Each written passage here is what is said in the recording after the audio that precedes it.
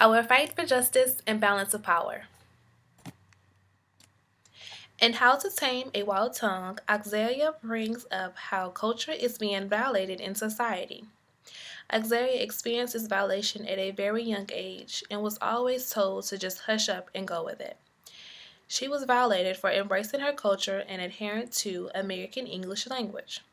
Discovering her pride has influenced myself and others to embrace your freedom and stand up for your rights. In Auxilia's own words, I quote, "Ethnic identity is twined skin to linguistic identity. I am my language. Until I can take pride in my language, I cannot take pride in myself." Her writing relates to all cultures. If you can't embrace your culture, how can you have pride in yourself if you don't take pride in the language you were born with? In Auxilia writing, she uses the term linguistic terrorism, which represents how the First Amendment is being violated. According to the First Amendment, we are allowed to embrace our cultural background. However, this is being violated by not allowing students to use their background language to communicate with other students. Nowhere in the amendment does it say there's only a specific place to embrace your cultural backgrounds. So why is the way we use our language being violated and taken out of schools? We are leaving our students to be uneducated about different languages and cultures. Auxilia illustrates that people are being judged by their language, and not only that, but also their cultural background. She expressed her frustration without being fully entitled to her language. In Auxilia's words, I quote, "As long as I have to accommodate the English speakers rather than having them accommodate me, my tongue will be illegitimate." It appears that her frustration is that people don't care to know that her first language is not English. Also in her writing, she speaks in Spanglish, so she freely speaks how she pleases and embraces her culture throughout her writing. Today, some people aren't comfortable in their own skin because many other people use their race and culture against them, causing them to be oppressed. However, there are oppressors fighting for their freedom but are still afraid to lose their freedom. Continuing on, in the pedagogy of the oppressed, Freire illustrates a new sense of dignity. He talks about hope and power. In Ferreira's own words, I quote, "Only power that springs from the weakness of the oppressed will be sufficiently strong to free both. Any attempt to soften the power of the oppressor in deference to the weakness of the oppressed almost always manifests itself in the form of false generosity. Indeed, the attempt never goes beyond this." Ferreira is saying that power controls the people in a way, but we can overcome that power by having hope and creating our own power. Also, people are being dehumanized, but Ferreira advocates to approach education and unequal rights. People need to be aware of their incompleteness and strive to be more fully human. This attempt will allow people to gain their humanization back. In Ferreira writing, he introduced the idea of developing a critical consciousness in the oppressed. He talks about problem of fear of freedom in the oppressed, which is affected by being submerged in a situation. Relating to situations that are going on today, we all know that racism has yet not stopped.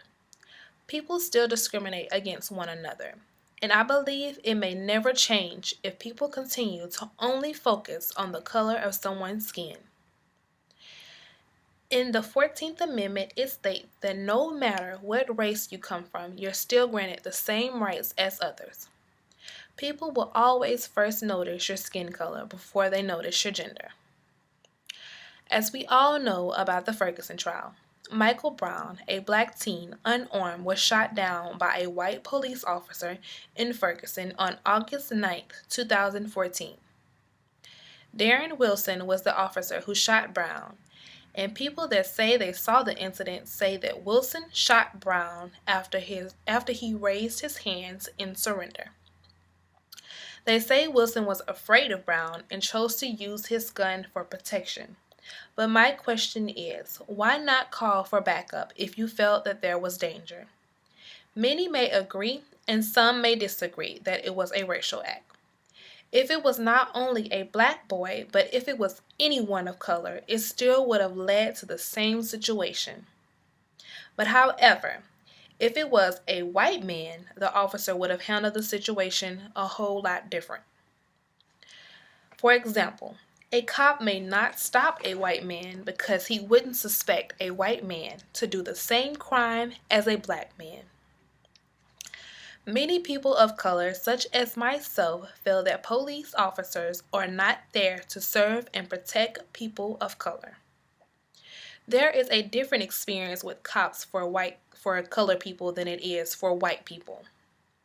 However, I have read that many whites agree that it's not a racial thing, according to the CBS News at the time of the Ferguson trial. My question is, how would you know it's not a racial thing if you never experienced what African Americans have been through? For example, I have experienced a racial violation with a white police officer when I was in high school. It was the week of finals, and I was leaving work and I was pulled over because my tail light was out, which I was unaware of.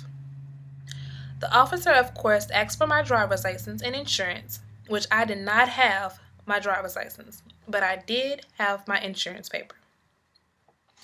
The officer ran my information and decided to arrest me because I did not have a driver's license.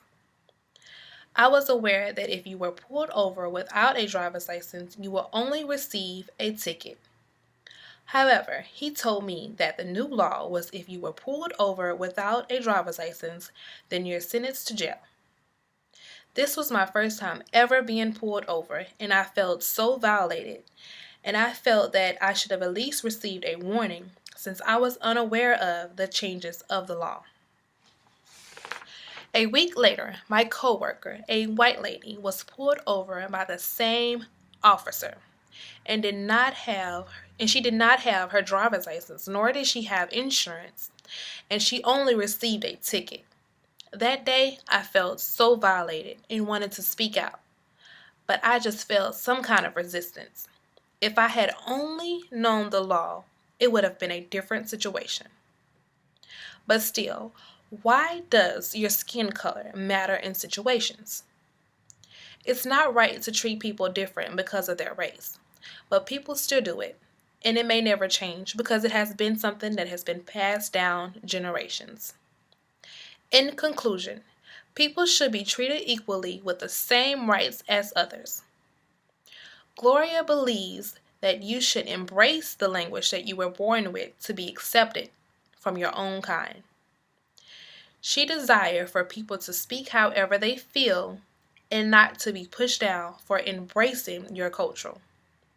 In Freire writing, he speaks about people being oppressed and the oppressors. In order to be the oppressor, you have to experience being oppressed.